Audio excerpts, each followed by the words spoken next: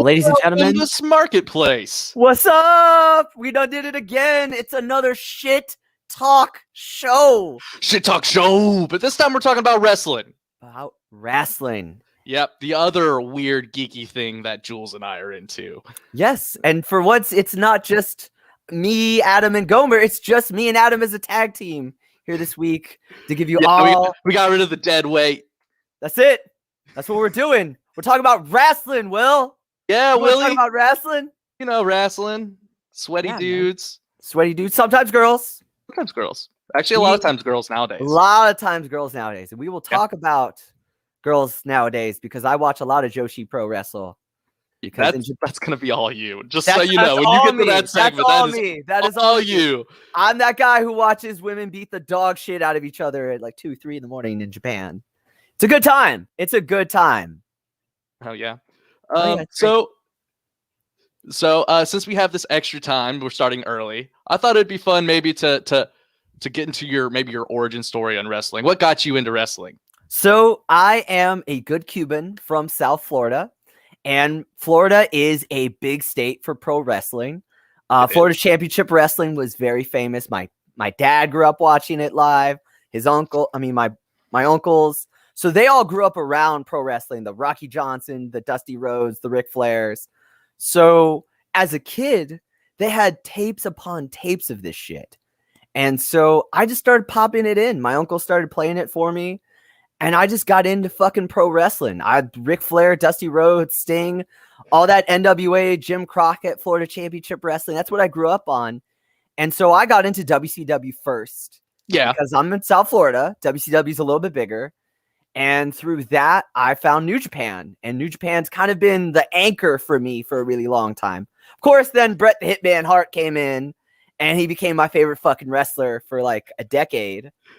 God forbid that WCW run is hard to watch. But well, yeah, that's his last run. It's not good. It's not good. But no, I started out as a WCW NWA guy. I became a WWF guy.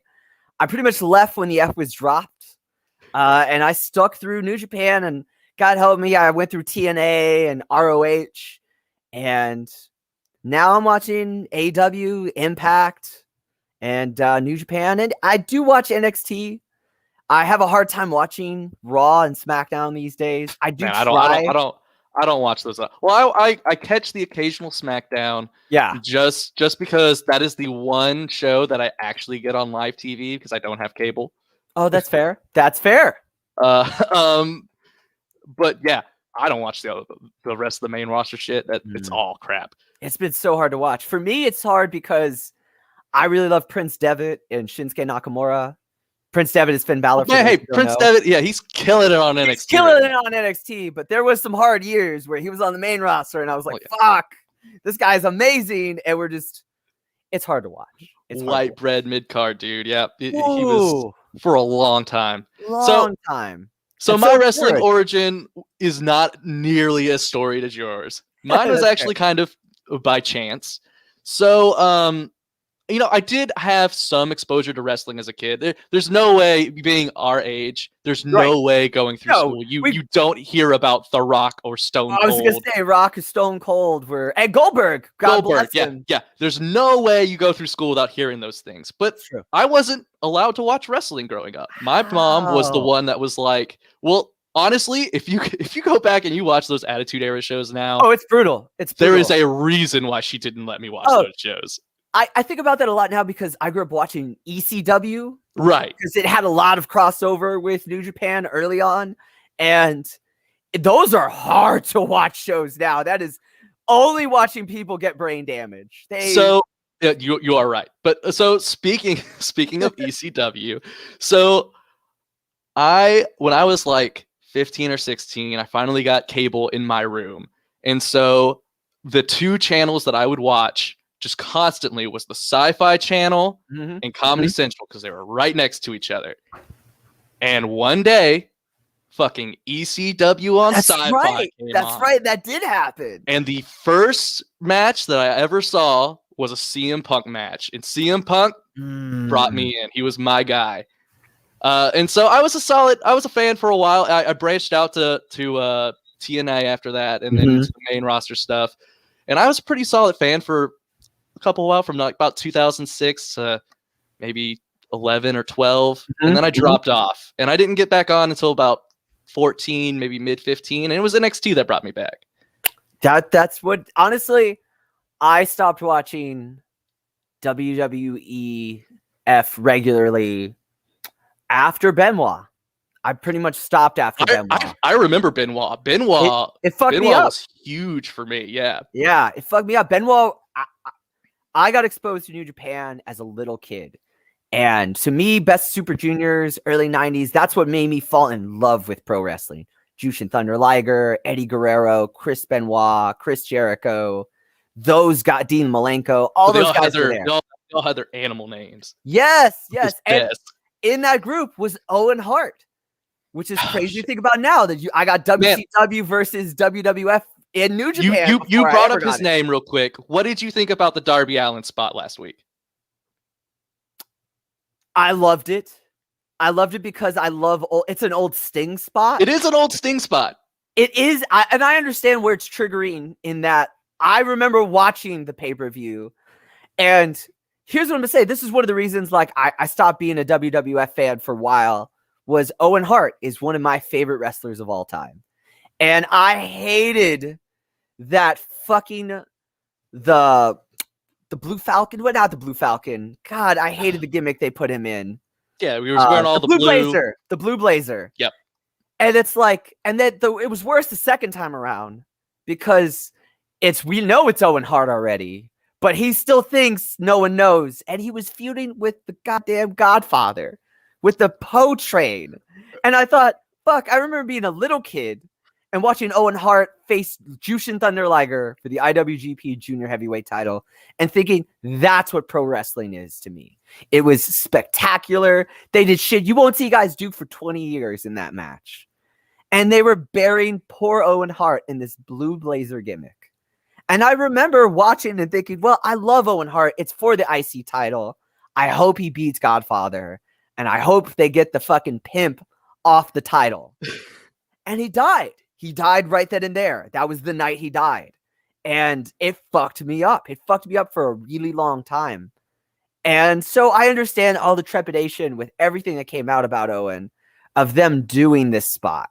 I will say though, like, I didn't like the spot just because it made me think of Owen Hart. Yeah, and that's exactly why I understand the trepidation. But that said, though, they obviously did that thing safe because he could not get out of that harness for the life of him. They had to come to him to take bumps off Darby Allin while he's still hanging there. And I'd say, like, I love Darby Allin. He's a small guy, so like he didn't quite touch the floor when he got there. So like if you look at the first few spots, he's still like in the air, like attacking people, and it's super entertaining when you notice it. But I understand a lot of the trepidation for that. But I also understand that like it was a Sting spot first, and he's teaming with Sting, and it was Sting's thing. And I hate to say it's the only reason the Owen Hart spot happened was to spoof Sting. And that hurts more when you say it out loud. But that's the truth. That is the truth. They were spoofing Sting because that's how Sting was coming down at the time out of the rafters. And Sting had a super expensive, nice rigging that he also used to get stuck in all the time. And if you don't know, you can go back to those old Nitros. Oh, he does. You see it. Sting gets stuck all the fucking time. That's why they always like waited to the very end where there was enough dudes in the ring to distract you from Sting being stuck in the fucking rigging.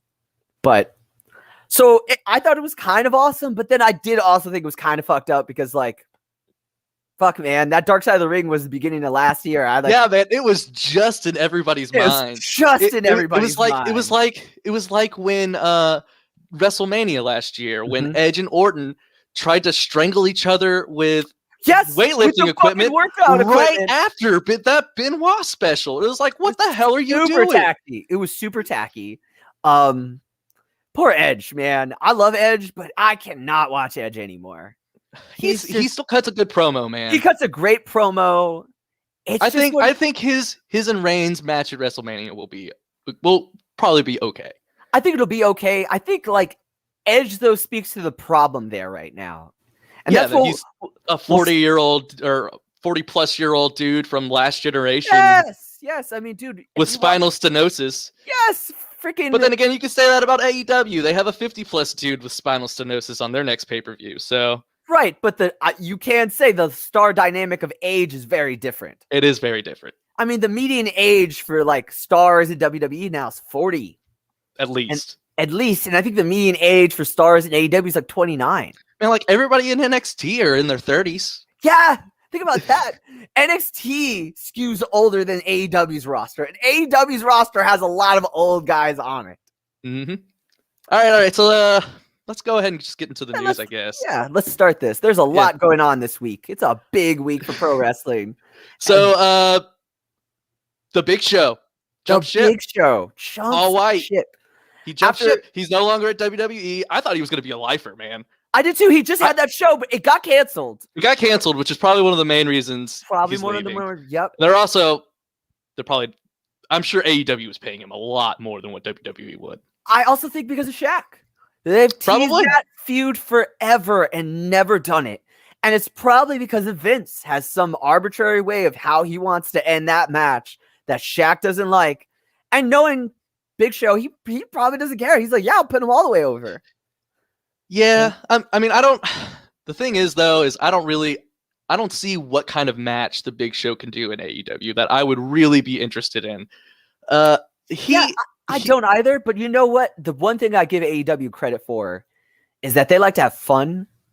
And with cinematic matches, like what I expect out of the Sting Darby Allin match, I don't know if it will be. I think he took I think he took that bump from Brian Cage to tell you that it wouldn't be.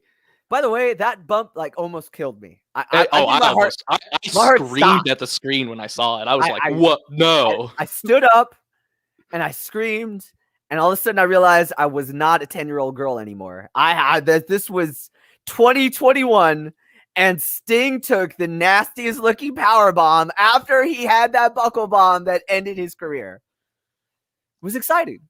Sting is the master, man. Because everything he did looked good. Right? Oh, it looked good. That's what I got to give Sting a lot of credit for. Is so many guys get to that age and they still want to keep going. And it's not that they look bad. It's that it's very slow. And that's the Big Show's problem. He is very slow now. Oh, I will say he has slimmed down a lot. He looks really good. But he is so slow. He can't do really all that much in the ring anymore. No. But that's the benefit of AEW is that there's so many people there. I guess he could be a base and everybody else can bounce around him. But he's not going to have the amount of matches that he had at WWE. It's just not going to happen. I think they were talking about the Big Show's Big Show. It did not work out. It did not work out. No, it did not. No, it was awful. I don't know. It was actually. Did you watch any of it? I got through half of the first episode, and I love Paul. I didn't even get me right. It was unwatchable. It is unwatchable. You watched Young Rock? I did. Was it any good? It's entertaining. It's entertaining. It's very entertaining because Rocky Johnson is a big thing in my household because that's the guy my dad watched. I just think it's funny that more people watch that show than actual wrestling. That's where we're at, though. I mean, it is. It's hard in today's age with all of the things that can distract you. Wrestling is this interesting commodity that it's like comics. It's a niche thing now. It's a very niche thing now, and it has evolved greatly. But like nobody sees it that way. The same way comic books can be said, where comic books have evolved greatly.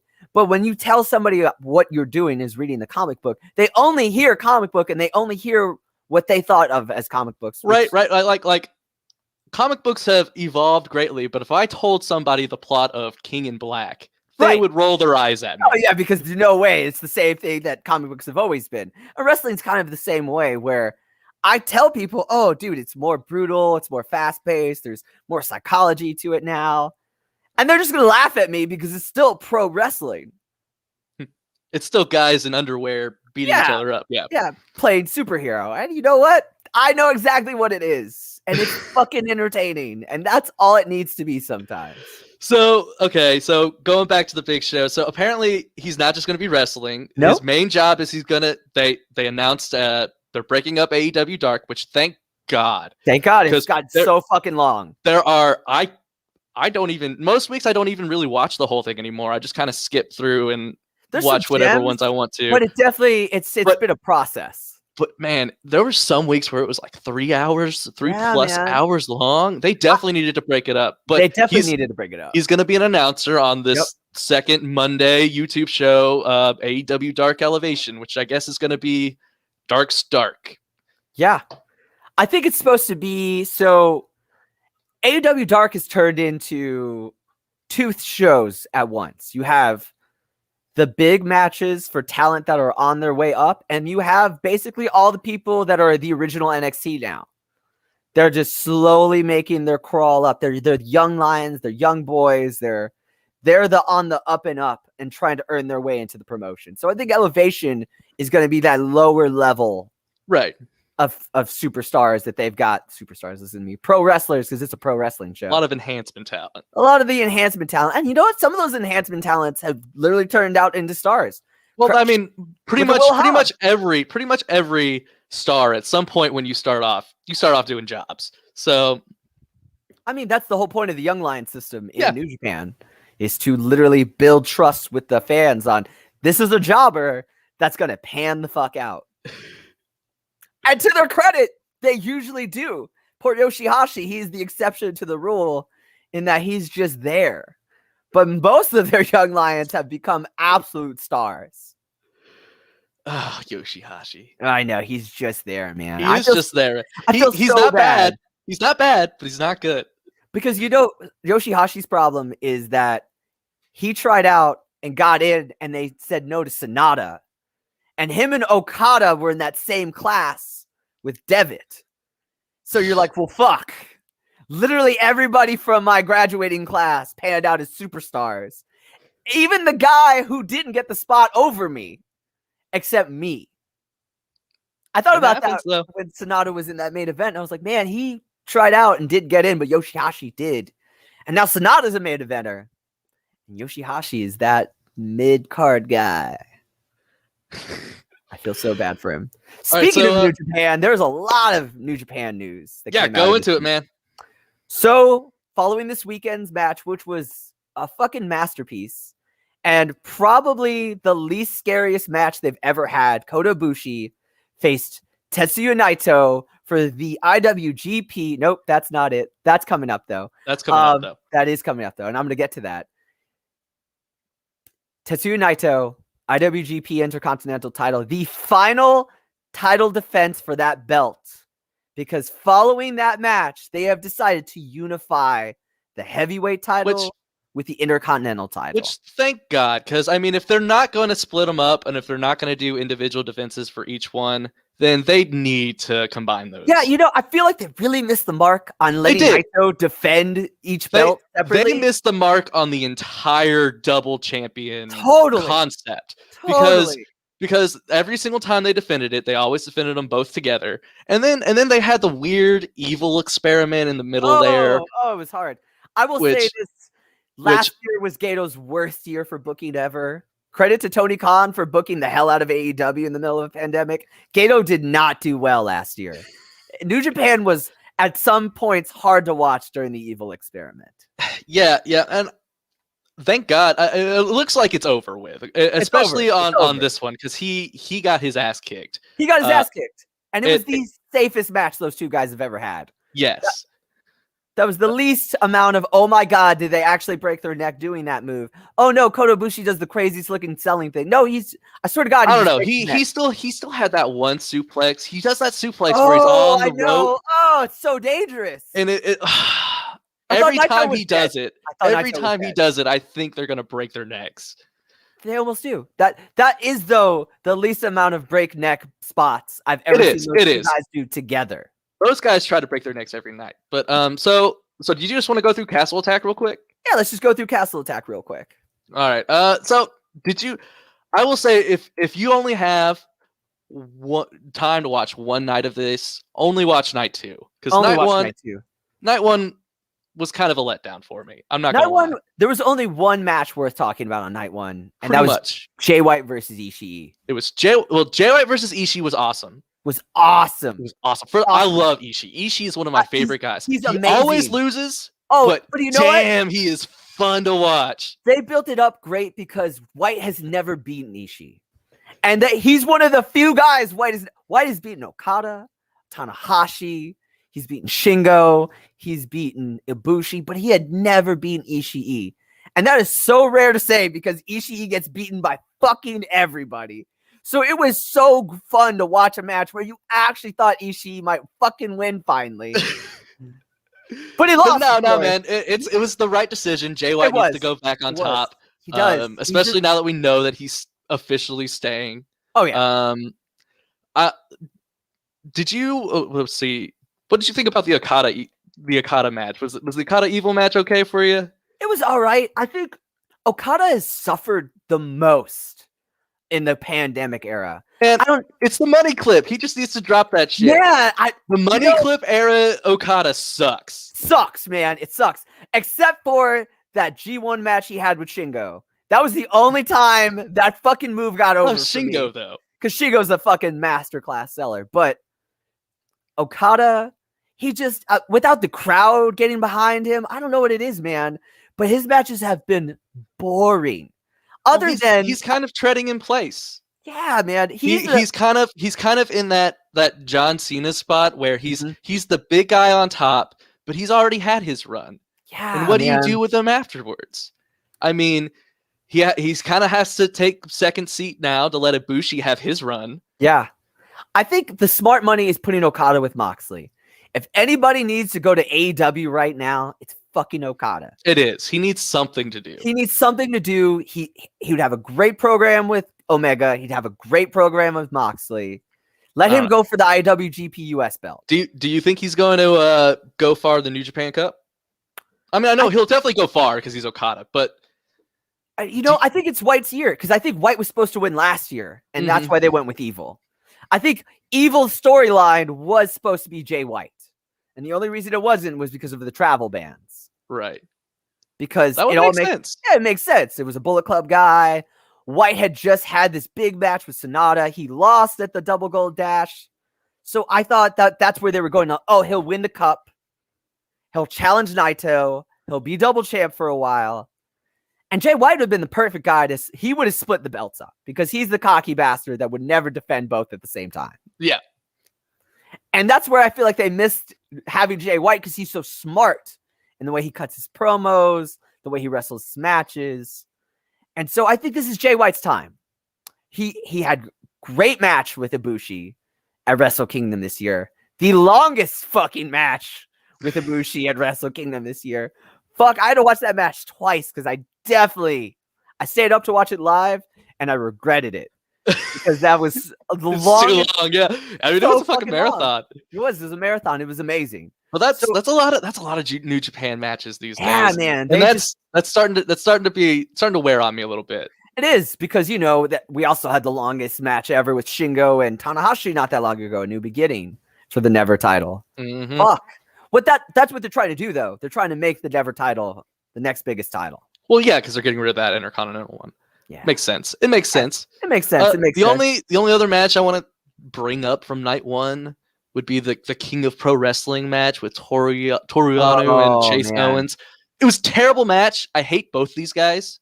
I don't think Toru Yano is funny at all. No. Chase Owens just sucks. He just sucks, man. And he's a that local said, guy. though, putting a guy whose gimmick is that he takes the pads off the turnbuckles in a Texas it was so entertaining because it was so bad. Is a good idea. I got a kick out of that. The match was still terrible, but the idea of it was solid. And you know what? There was a couple of really great spots. When he knocked Yano out and he fell and then he couldn't reach the final pad because Yano's dead weight on the outside floor was keeping him from winning. That was brilliant. The match was terrible, but I thought that spot was fucking brilliant. And of course, the other match to talk about was the three-way for the vacant junior heavyweight title, which to everyone's shock. Oh, that was night two. That's night two. Night two was fucking awesome. Night two ruled. Night two was awesome. Okay, it started off weird though. Why did Empire lose? I was just going to say that because I thought that was their match to win. And it was a great match, actually. I'll give Tenzan a lot of credit. He's looked destroyed in the last few years. I love Hiroshi Tenzan, but he has not looked good as of late.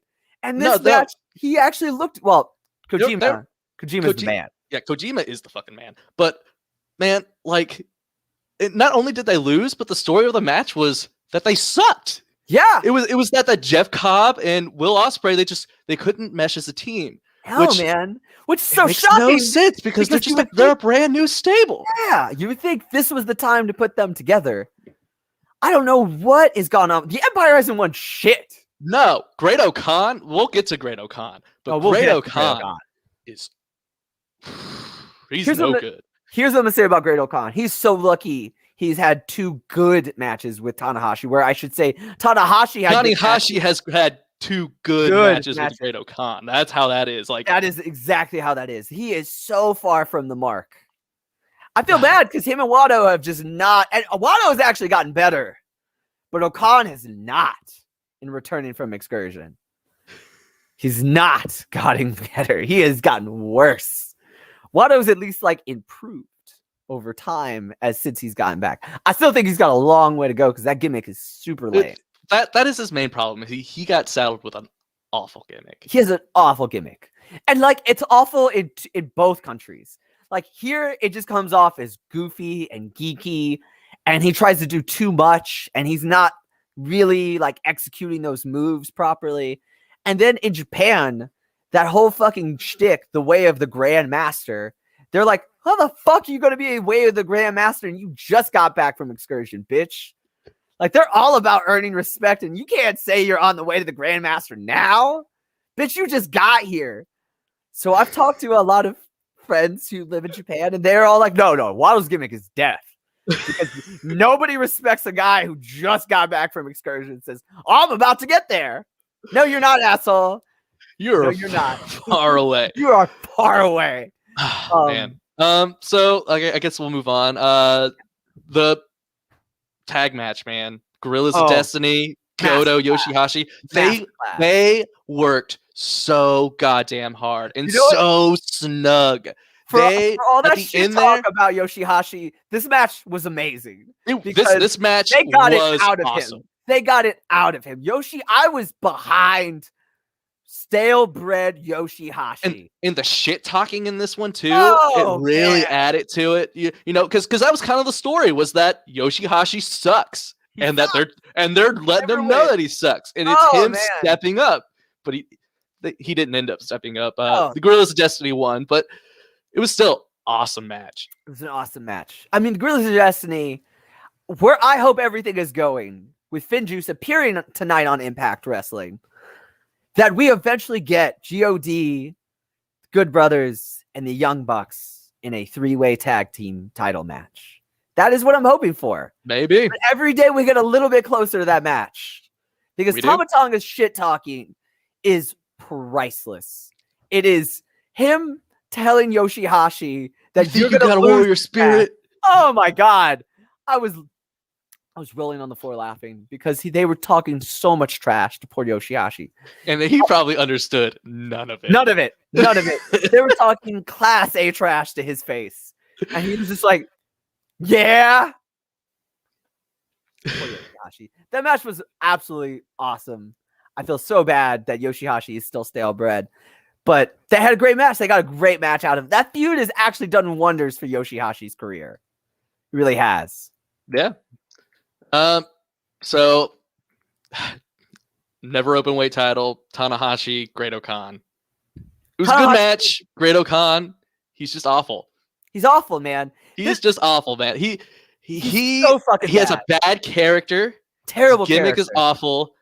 I hate his look too. Oh, it looks his move stuck, the Mongolian chop. Oh, dude. Oh my gosh. It's not the 80s anymore. We don't need Mongolian chops. Is the racist 80s he is. He is a throwback. And it's so surprising to see in modern Japan because you're like, wow, this is like how Japanese people had to look in American wrestling in the 80s.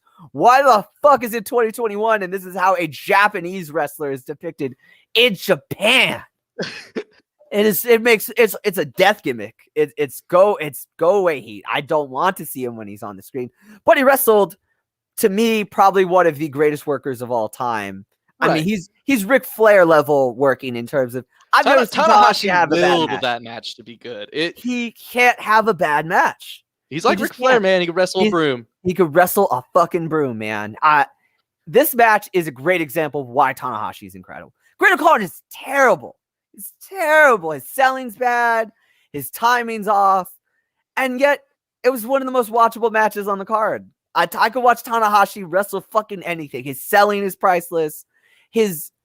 Dude, he's so crisp and his knees are so brittle. Every time he does a aces high, I shit myself. Because it's one thing to do the high fly flow, but to do the aces high, you have to catch the motherfucker in the air.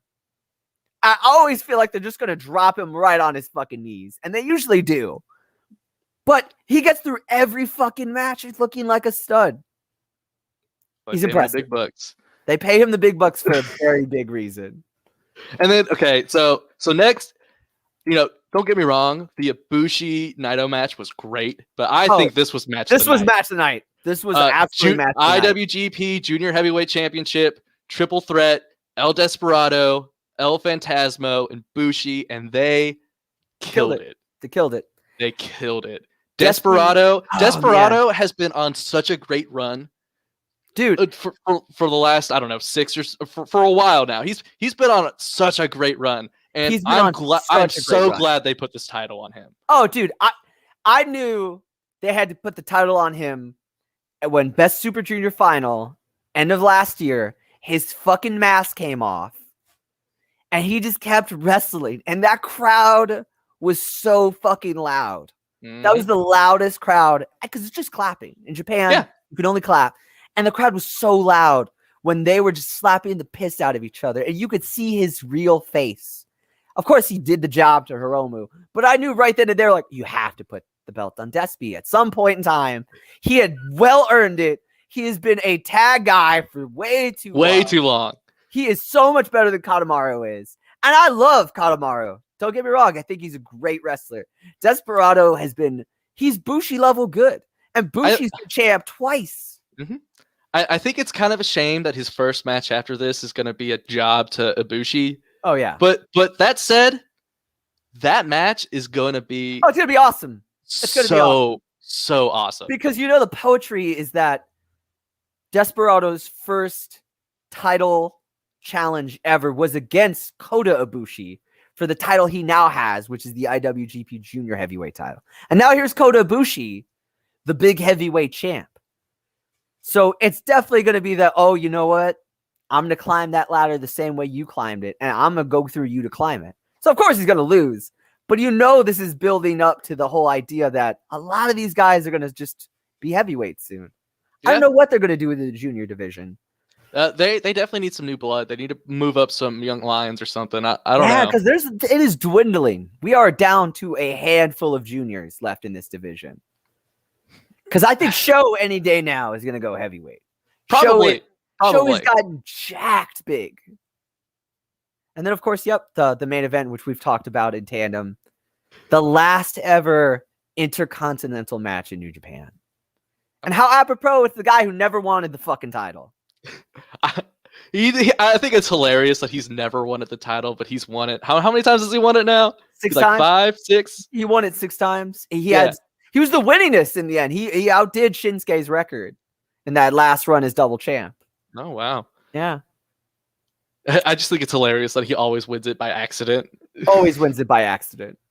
And then it just so happens to be part of whatever's going on. And that was kind of the funny thing about this was the first time he ever wanted to challenge for the belt and lost. And he lost. But it was a damn good match. They worked both guys' knees a lot. Oh my God. And going into this, he actually just tore something in his knee. So I was so scared he was not going to be able to walk after this match. They worked each other's knees a shit ton. And then Naito worked Ibushi's back like a ton. His back, his neck. Oh, dude, it was brutal. It was a brutal match. But that's the kind of match you expect those guys to have. And yet, it was still probably the safest one they've ever had. That's scary to say that because that match did have some scary ass spots. All right. So one last New Japan thing, and then we're gonna move on from New Japan. Let's do it. Jon Moxley, Kenta, U.S. Heavyweight Championship. New Fucking Japan amazing. It was a great match, great TV match. Great TV match. It definitely wasn't. I don't think it was the highest that they can go. I think they can go at least one more gear going on. That said, though, it was super solid, super snug. Super solid. I love Kenta. I was super surprised. I thought this was Kenta's title to win. You know what? I thought the same fucking thing. That's kind of what was impressive about this match. It was they went out to have like a 4-star match. They did. Because I realize now they're saving it for something bigger because this match was so solid and so stiff. They kept it so airtight. I mean, there was so many matches like this have so many long draws because they're hitting the piss out of each other. This match took full advantage that there was no crowd to give breaths to. They fucking went from the moment the bell rang to the moment the bell rang. And there was so much emotion into it. Like in the end, where Kenta just flips off Moxley. Oh, so great. Straight up tells him to go fuck himself. Oh, I loved it. I loved it because this is the match they never could have had in WWE when they were both there. Oh, hell no. Hell no. There's no way Dean Ambrose and Hideo Itami. Never. Well, first off, if they ever had a match, it would be a 2-minute squash match at best where Dean Ambrose would beat Hideo. This was a solid like 20-minute slobber knocker. And this was like vintage Kenta. This is Pro Wrestling Noah GHC champion Kenta. He beat the piss out of I really thought it was his match to win because he was pulling out shit I hadn't seen him do yet. Or at least not in like 10 years. And man, I thought, oh, this is it. They're going to put the belt on Kenta. And they fucking didn't. What says a lot to the relationship they are building. It does, because that title has been held hostage for so long. New Japan Strong, I think, suffers as a TV show because that title is not there. I think the same thing all the time. So I don't know why they didn't take it off. I guess they have a bigger idea and plan, and maybe it'll happen on Dynamite or something like that on a bigger platform. I think what they're going to do is they're going to do a more cross promotion. I think the idea with Finjuice, again, tonight, teaming with the Impact Tag Team Champions on Impact, on Axis. The idea is having just more cross promotion. I think the idea is to have maybe Okada or Tanahashi or Jay White actually would be the best choice. Have him come back for that belt. And put it on an AEW pay-per-view. Put a lot of fucking eyeballs on it. I mean, AEW's on TNT and New Japan is mostly on the internet for most of us. Or on Access TV, which nobody fucking has. Yeah, nobody has that shit. I don't watch that shit. But all right, let's move on.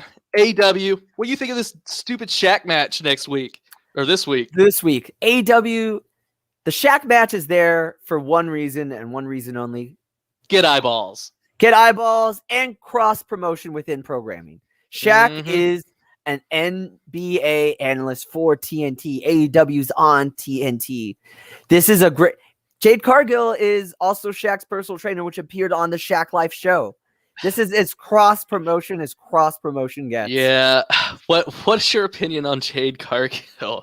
Jade Cargill has miles to go to get where she has. I will say she strikes an imposing figure. I do think that given lots of coaching, she could probably cut a good promo.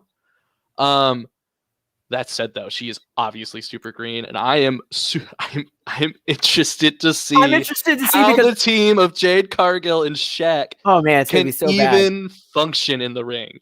Here's what I'm gonna say about Jade Cargill as well, though. I can imagine she is better than a lot of the green women I see on NXT because I will say I imagine she's better than Indy Hartwell. Probably. Indy Hartwell. Even if she's not better than Indy Hartwell, she looks better than Indy Hartwell as far as imposing figure. She's more present. She's more present, and I can see her doing. I can see them just giving her basic power spots, kind of like Camille in NWA. Oh, absolutely. Just give her basic power spots to do, and just feed her. That's all you got to do. Yeah, and you know what?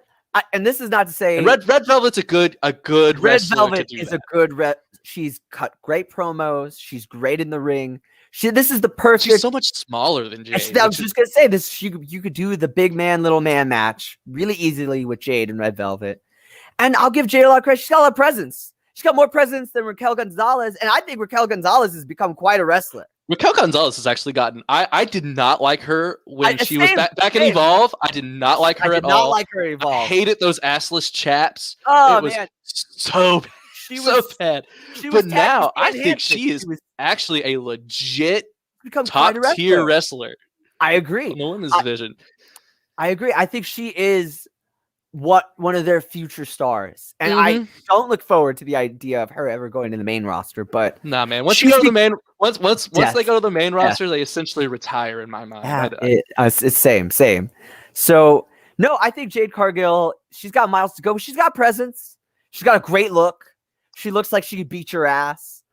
You know what? And here's what I'll put over. I think whatever QT Marshall and Dustin do in that Nightmare Factory must be amazing.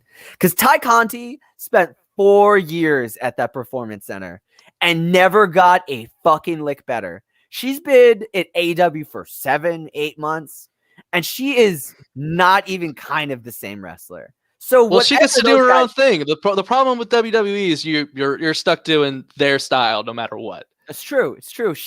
Dude, why Ricochet sucks there. Yeah, man. Ricochet. Oh, man. Rest in peace, King Ricochet. Because that is never going to be that is never going to be Best Super Juniors 2014 Ricochet. Fucking that Will Ospreay match lives on in my dreams because it was the best. Ricochet has died a terrible death. Has so many great wrestlers on that roster right now. Best roster in the world right now, by the way, guys, is in WWE, and they're not using most of it. It's all squandered. It's terrible. Oh, it's so bad. All right, so I guess let's preview Revolution. Yeah, man. So it's going to be pretty fucking exciting, and it's got a bunch of fucking matches I would not say are the biggest matches. This is probably I'll go down the card for you. I'll list off these matches. So first off, got Young Bucks versus MJF and Chris Jericho. What you got on that one? That match is probably going to be fucking amazing because MJF and Chris Jericho are masterclass heels. There's going to be so much trash talking and so much psychology. It's going to not be a Young Bucks match. You're not going to get all these crazy honestly, spots. That's what I'm hoping for. I am not a big Young Bucks fan, to be honest. I do think they have good matches. The FTR match, when you get to like the big match, they deliver. They always deliver. But when you get to just wrestling on Wednesdays on Dynamite, I think they over-deliver in a bad way. I understand that. I understand because they are EVPs and they are really the guys the company's built around. To me personally, they're the guys who got hot first. They're running ROH, and New Japan is what really brought all of these extra fans. I just don't really like their style. They do too much shit, honestly. They are very much that ROH lucha libre hybrid of strong style. That I'm just saying, when I grew up, it only took one super kick to keep a person down. Oh yeah. If you have to do like 20 super kicks in a match and it only gets you 2 counts every single time, you're doing them wrong. No, I'm not going to disagree with you. The Young Bucks definitely do the most, but like they're kind of like the savants in a way where like Eddie and Dean used to do the most, and people would say they do too much in a match. I know. And now I do feel like an old saying that about the Young Bucks. Oh, totally. And they're like our age. You know that, right? They grew up on the same wrestling we did.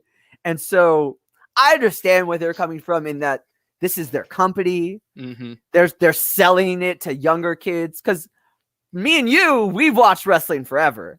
New people, they're like, oh, this is how wrestling looks. And it's like, it is very different from what you expect. Because WWE is that slow, methodical, same fucking match you've seen 100 times.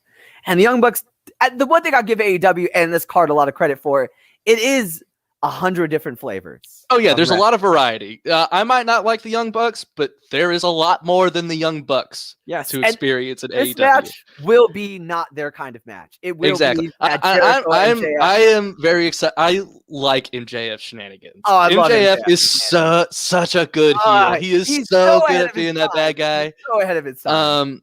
And plus this will just further the inner circle dissolution story where they are falling apart slowly. Do you think they're gonna take away with these titles?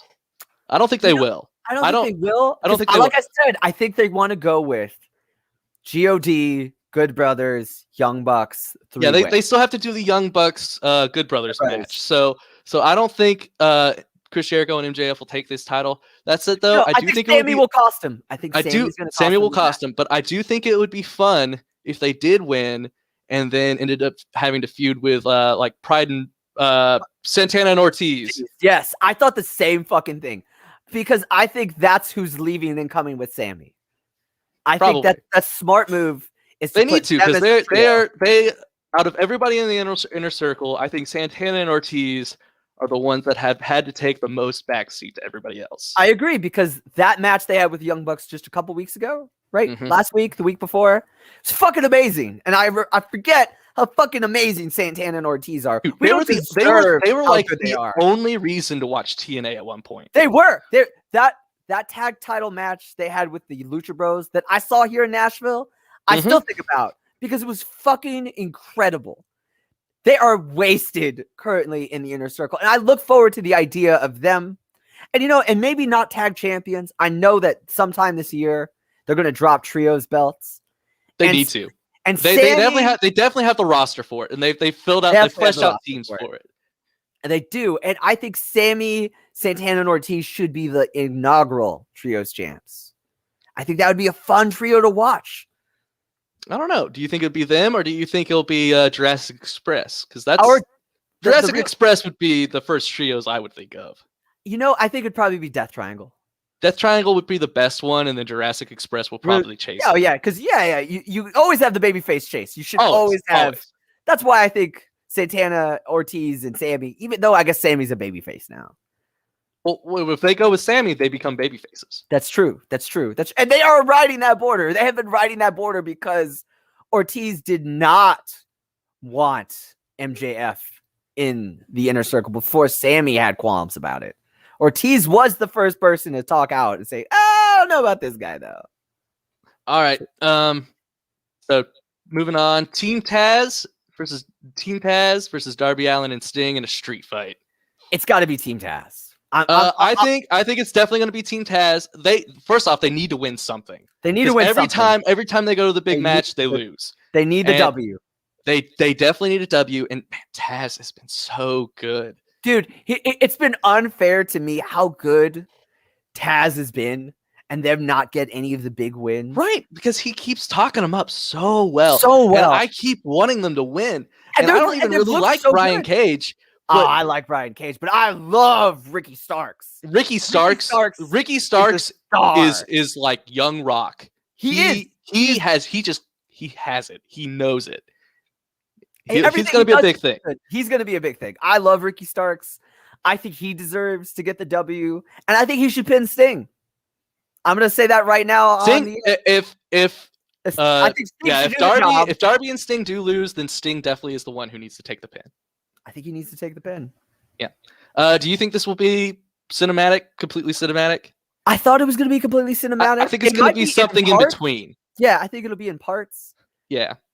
Or it could be more like the street fight that Santana and Ortiz had with Chuck and Trent, where it wasn't cinematic, but it was fucking crazy. That was a crazy street fight. Crazy street fight. Let's move on. Let's see here. Adam Page versus Big Money Matt in a big money match. So it has to be Matt. It has to be. Does it have to be? No, it's going to be Adam Page, and for all the right reasons. Yes, it needs to be Adam Page. If this was WWE, it would be Matt because they would have to extend this feud for another month or whatever. Well, but they will, this because has to be Adam Page. Adam Page is he's biding his time until they're ready to do the Adam Page Kenny Omega match. Mm-hmm.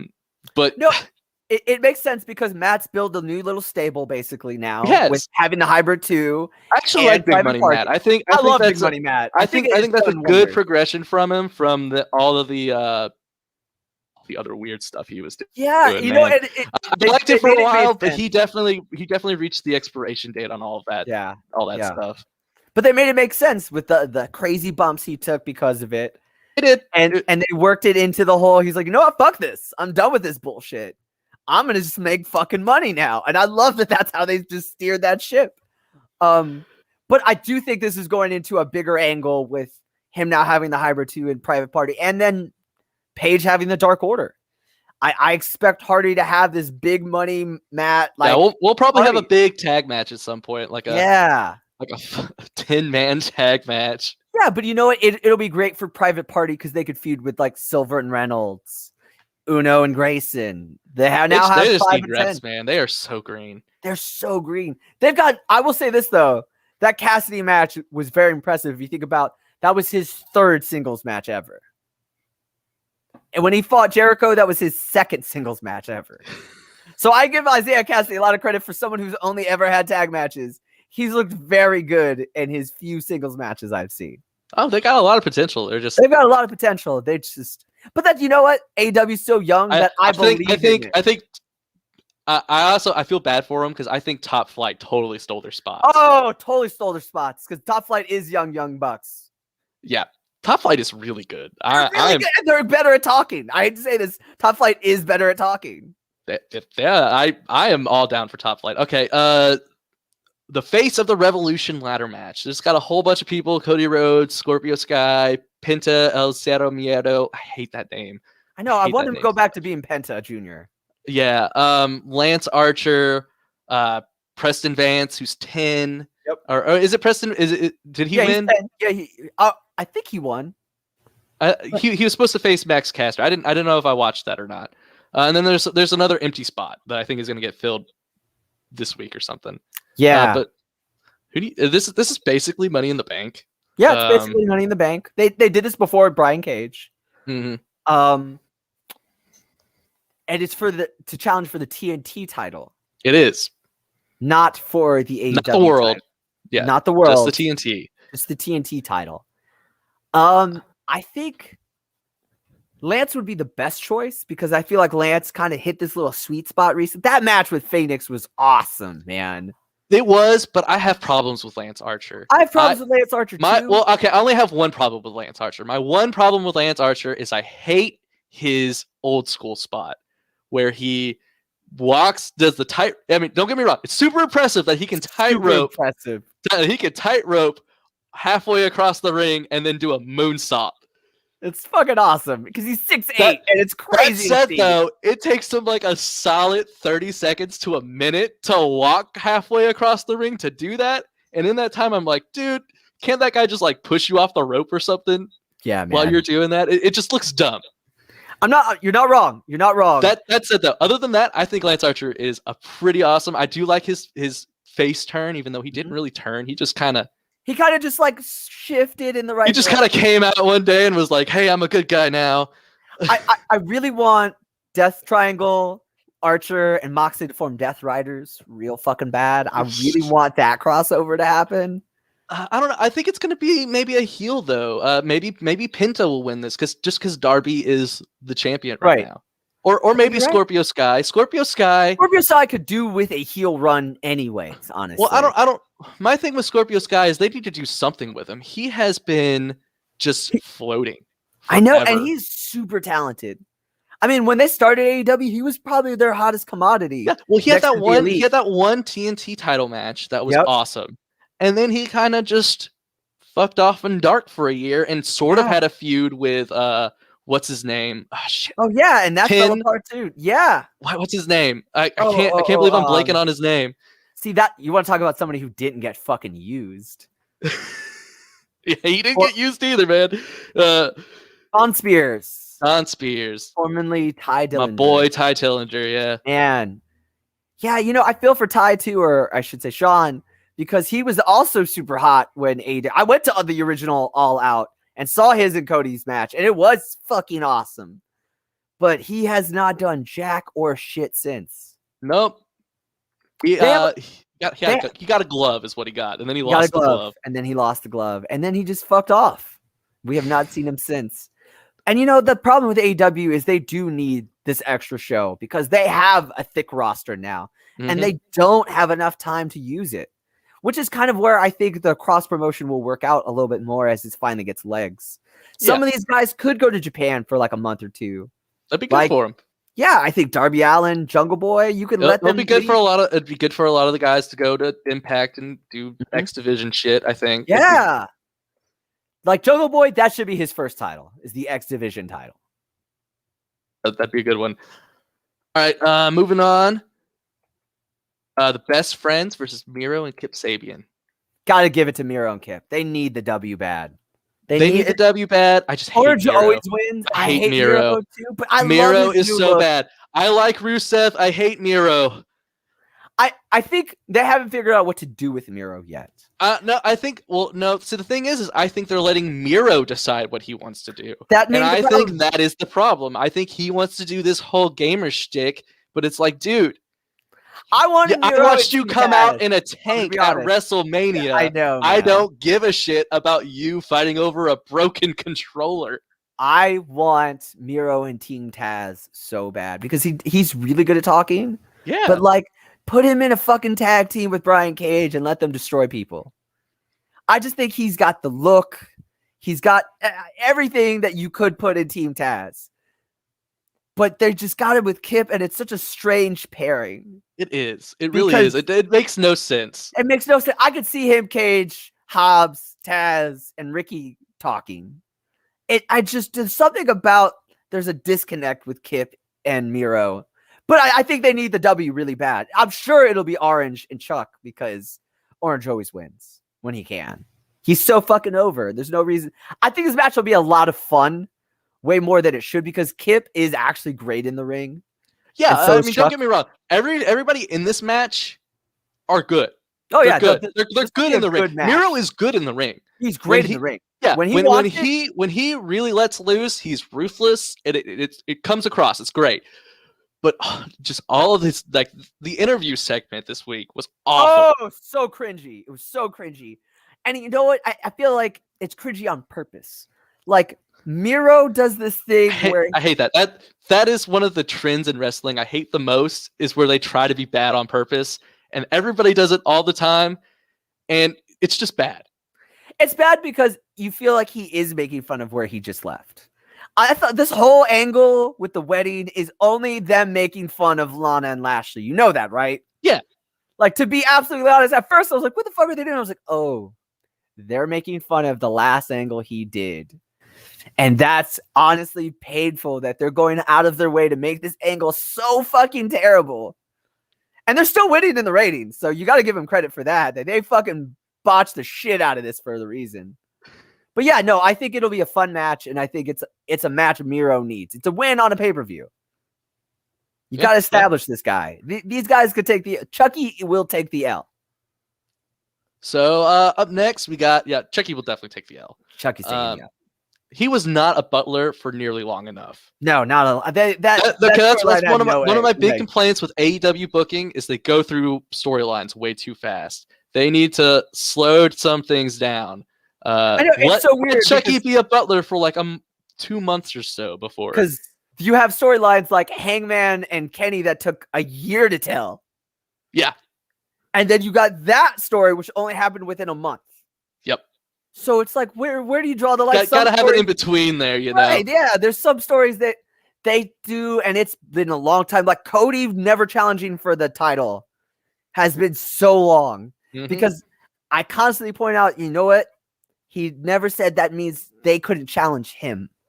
And no champ has challenged Cody yet. And I'm just waiting for that moment for that to pay off. Just waiting on it. All right. Moving on, we got Hikaru Shida versus whoever wins the women's title eliminator tournament. And it's for the women's.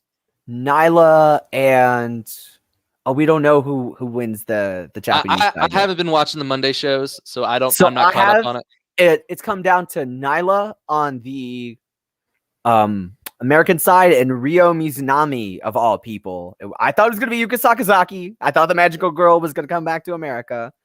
But instead it's the Okada ripoff, Ryo Mizunami, who's really entertaining. So I assume it's going to be Nyla, which I'm actually shocked that it's going to be Nyla because we just saw Nyla Shida not that long ago.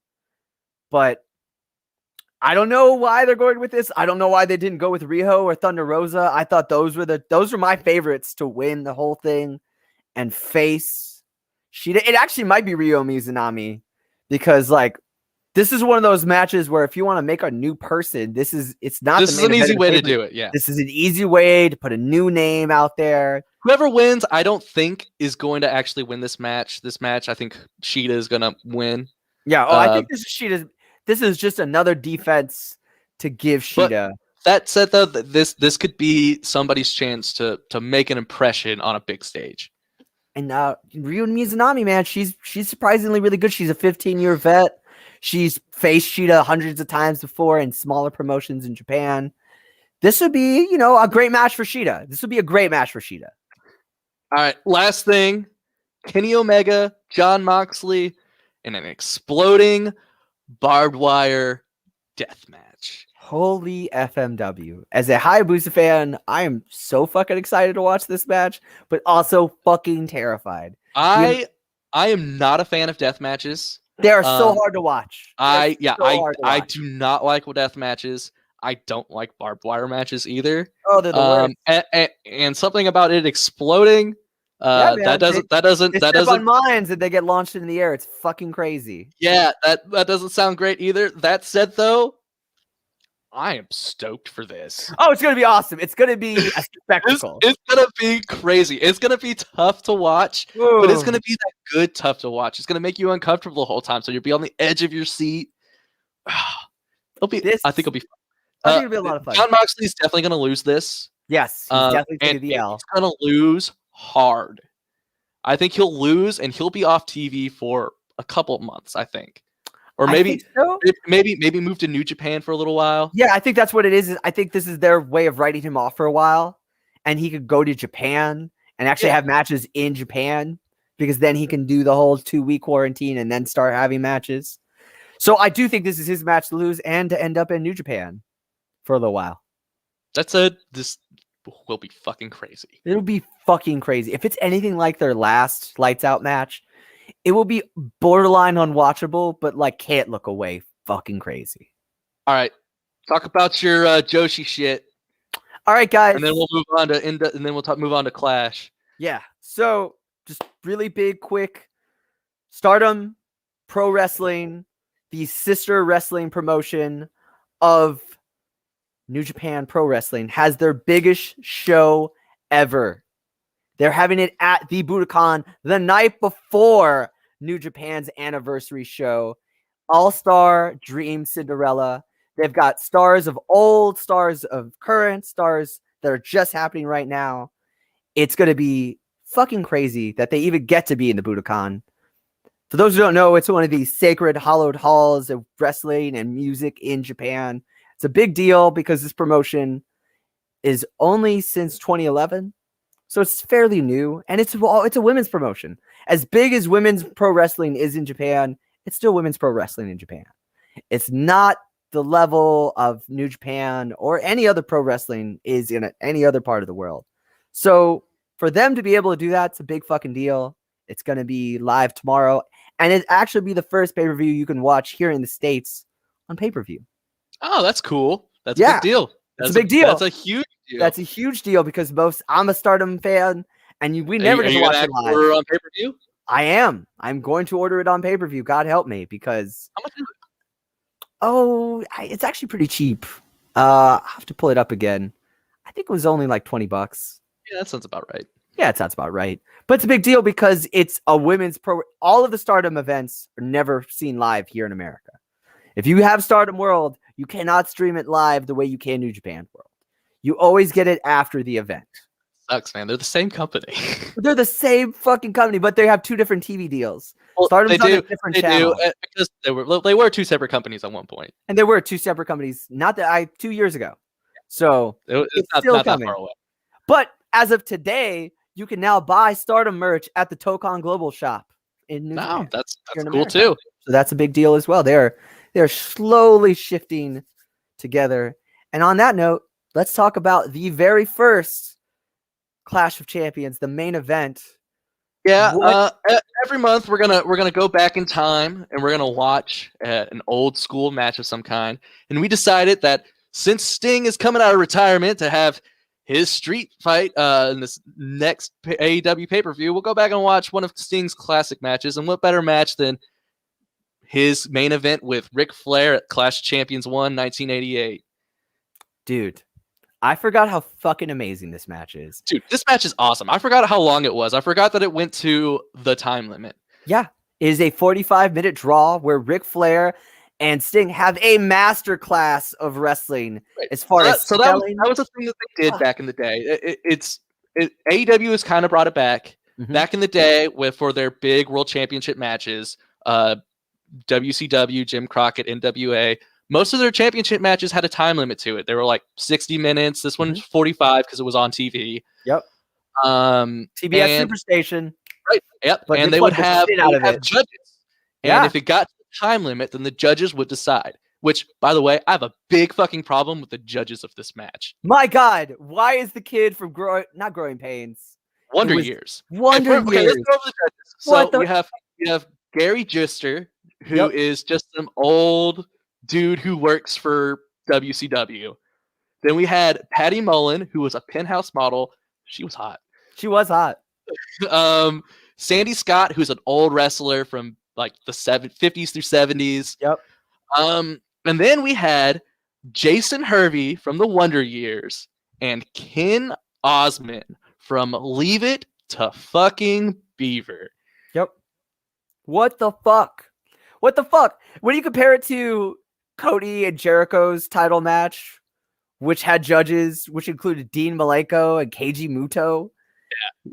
I can't believe the judges on this. Like, fuck, man. Well, this was okay. The Wonder Years was a big deal. So having the kid from the Wonder Years was that's something that WWE would do. This is the Shaq moment where it was a TBS cross promotional thing where they were like, we have the rights to these shows, we have the rights to these actors' contracts. We're gonna shove them in this thing. See, my problem with these judges at the end is it goes to the time limit draw, but we only get results from 3 of them. But there are 5 judges. 5 judges, and only there are 5 judges. Get to matter. Gary Jester votes for Sting. The Penthouse model, Patty Mullen, of course, she votes for Ric Flair. And then Sandy Scott calls it a draw. Which, by the way, Sandy Scott, why are you even fucking there? What the fuck? And if honestly, you're gonna call it a draw, why even be a judge? What I don't understand is it's a time limit draw. Any results from the other 2? No. But at the same time, this is still early into redefining the whole concept of a championship match. It's a time limit draw, guys. We don't need to change the title fucking anyways. No one would be happy if Sting won the fucking belt from a judge decision.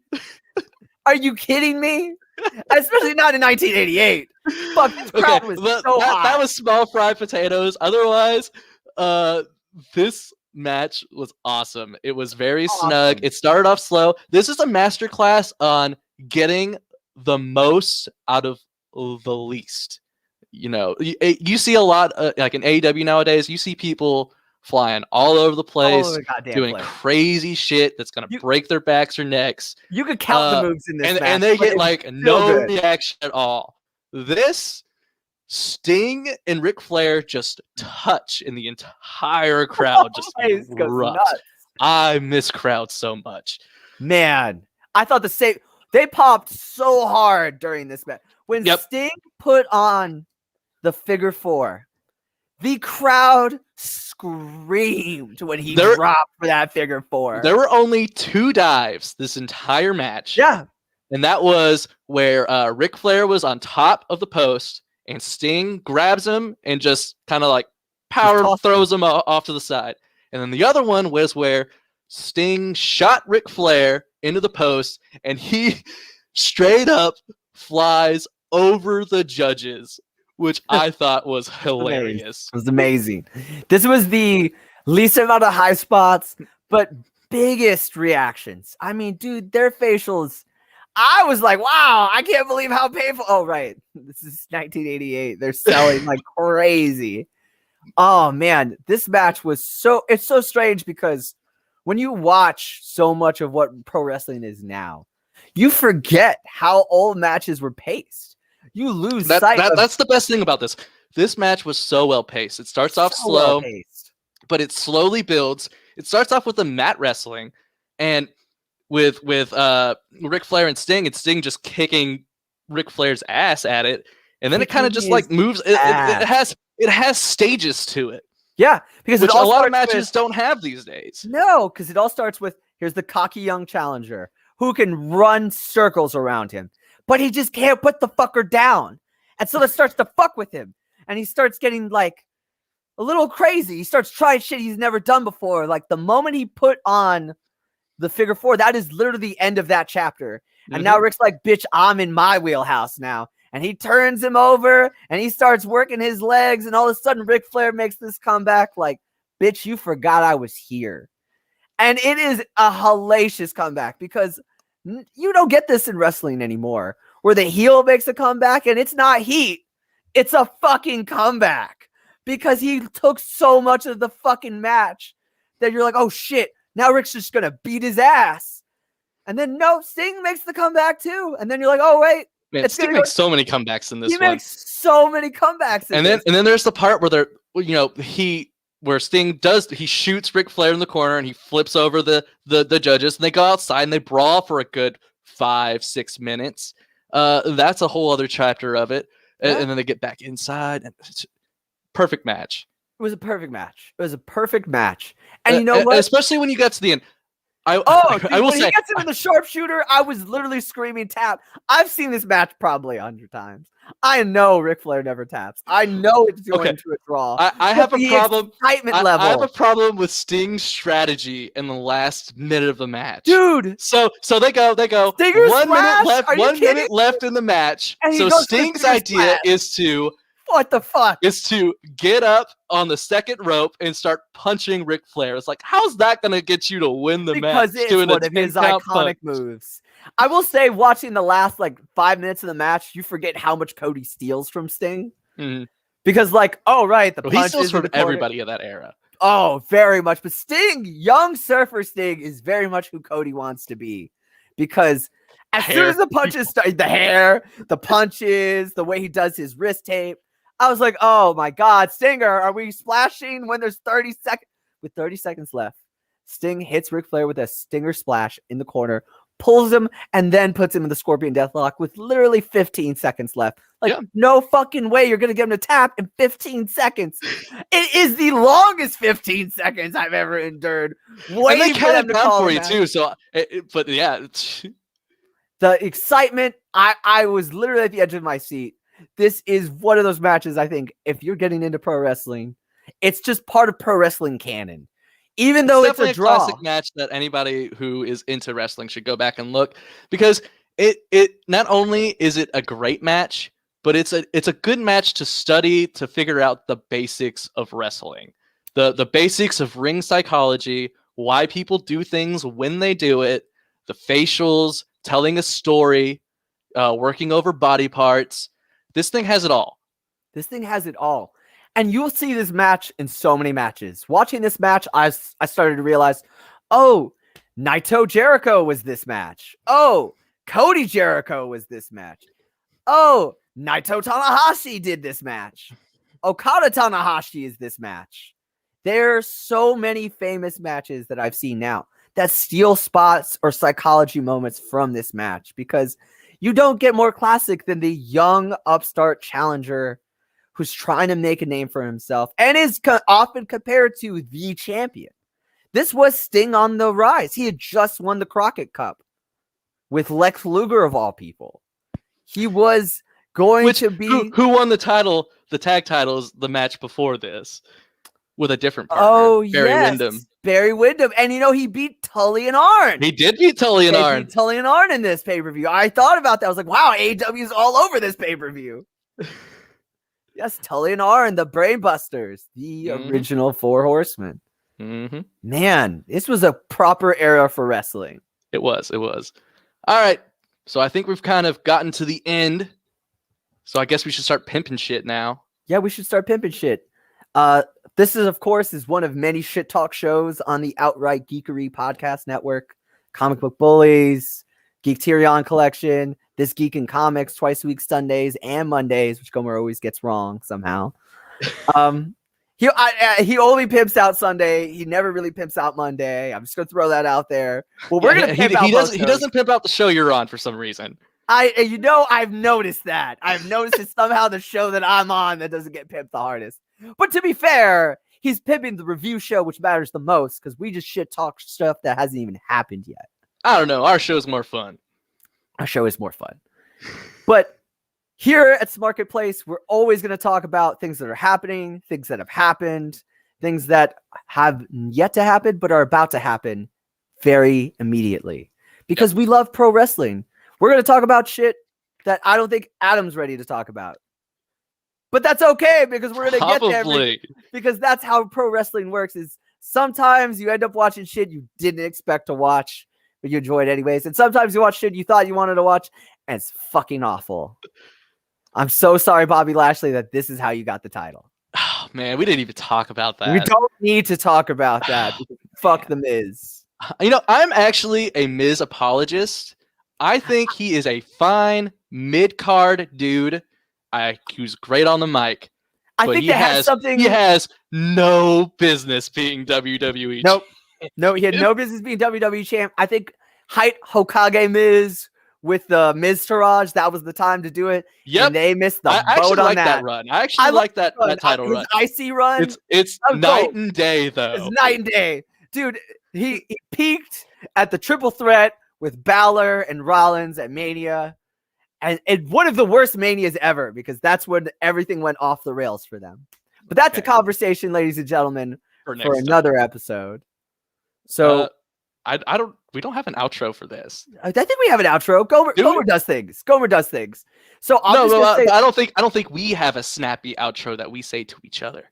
No, like the other show has the "We'll see you." Oh yeah, next time. No, we're not doing that here. Okay. We're going to just say, you know what, guys? We see you fucking next time. Watch the fucking show. We're going to shit talk a bunch of fucking wrestling. We're going to keep getting better as a tag team, because like all good tag teams, you start out and you just get better. This is a green episode. We will find our gimmick later. We have not found that gimmick yet. Right now, we're just wearing the black trunks. We are Black Trunks Young Lions. We have no fucking gimmick. We always lose the match. We do not have an outro. I am just desperately waiting for Gomer to hit us with an outro. I'm sure he's not paying attention.